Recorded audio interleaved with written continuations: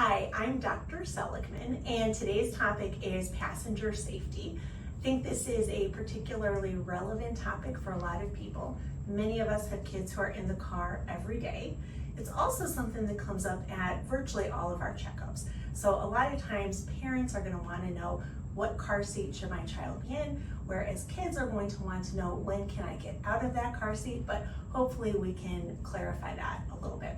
Today we'll mostly be talking about safely restraining kids in the car, but then toward the end of the video, I'll also have a little bit more relevant information for older kids, like our teenage drivers. One thing I do want to make you aware of is there is a great organization called the National Highway Traffic Safety Administration. The website is an easy www.nhtsa.org. And what I love about it is it's just a great reference for looking back. So if you listen to this or come to one of our checkups and get some information, but then forget it later on, you can always take a look back. It has information about what is the best car seat for your child, information about different brands of car seats, recalls, installation. It's just really great, so keep that in mind. So starting to talk about the specifics of different car seats, we have different phases. So we start with the rear-facing car seat. This is going to be in the back seat of the car. Typically, we're thinking about this for our patients who are between 0 or newborns and 2 years of age. That being said, it's not a hard and a fast. We want kids to be at least 2 years before they turn forward facing, but some people choose to keep their kids rear facing for longer. That's perfectly okay. We have a lot of 2.5-year-olds, 3-year-olds who are still rear facing, as long as they meet the weight and height specifications that the manufacturer gives for your particular car seat, that is fine. Our next stage is going to be the full forward-facing car seat. And typically we're thinking about this for kids who are between 2 years and 4 years of age. Again, not necessarily hard and fast, although we do want to make sure that kids are in this version of a car seat until they are at least 4 years old and 40 inches tall. This is also going to be in the back seat of the car. Again, you want to make sure that you're meeting the specific weight and height limits for your car seat. But we have plenty of kids who are older than 4 who are still in the seat. So a 5-year-old who weighs 35 pounds, this would be a good candidate for them. Next, we move on to the booster seat.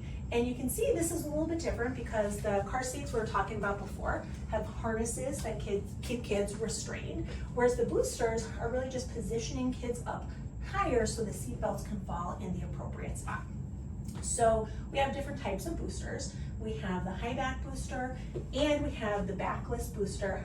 Both of these are also going to be in the back seat, and you're still going to have a seat belt that is going to go across the shoulder and the chest and then across the upper thighs. Differences between these two are that the high back is going to give you more support for your head, for your neck, for your torso. A lot of people with younger children that are within this age range are going to pick the high back, but both of these are acceptable booster seats.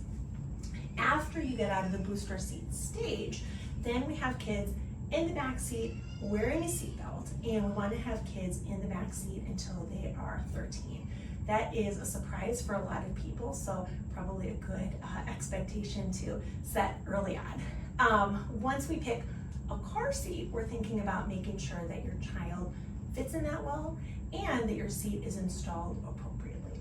So in terms of fit, whether we're talking about a harness or a lap belt or a shoulder belt, we want to make sure that these are fitting snugly. And what that means is that you should be able to fit 2 fingers between the harness or the belt and your child, no more, no less. As far as installation, again, we're going to go back to each manufacturer is going to have really specific recommendations. So you want to make sure you are following those. And the website I mentioned early is going to have some specifics. Another resource that is on that website is a location finder where you can have someone actually inspect the car seat in your car to make sure that you've installed it appropriately. So just this morning I got in, I put in my zip code, I got 2 local fire departments where this can be done. We've used one of them in the past in our family, and it was a really great thing to do. Just keep in mind, if you do that, you want to call them beforehand because you might need an appointment to speak with them. Thinking beyond car seats, we want to remind people about avoiding heat-related tragedies. So this tends to be more relevant for our younger population, the babies, toddlers, preschoolers who are going to be in the back of the car. For people who do have kids in that age group, it's a good habit to get into to just remember every time you're getting into your car to put something vital in the back seat, whether that is your keys or your purse or your cell phone. So you're just knowing that you're in that habit of always going to the back seat before you exit the vehicle. Another thing that you can do is set a reminder for yourself on your phone. Next, we get to our older patients, specifically thinking about teenage drivers. And we want to still remind them to be wearing their seatbelts, but we also think a lot about distraction in driving. And you may be aware that Ohio has a hands-free law, so people cannot be driving while they're holding a phone in their hands or in their lap.